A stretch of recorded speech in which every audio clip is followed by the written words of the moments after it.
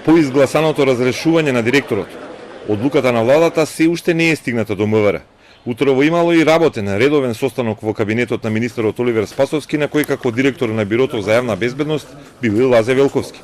Велковски само кратко ни одговори дека по пристигнувањето на владината одлука нема да бараа панажа и ќе побара враќање и прераспоредување во рамките на МВР, каде е вработен и од каде дојде на позицијата директор.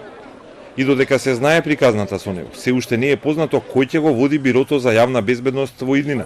Привремено, до избор на нов директор, раководството ќе го преземе актуелниот заменик директор на БЈВ Бесир Деари, кој повеќе од 10 години во различни гарнитури, па и лани за време на нередите на 27 април, ја вршеше заменичката улога во Бирото.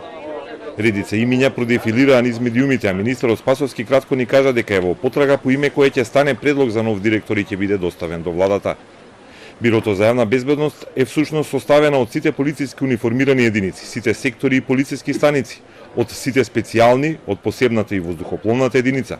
Под јавна безбедност спаѓаат и оделите за криминалистика, истраги, борба против трговија со оружје, дрога, организиран криминал, како и граничната полиција.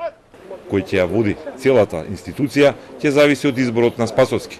Сега според првичните сознанија се прават теренски анализи, кој е најсоодветен за позицијата.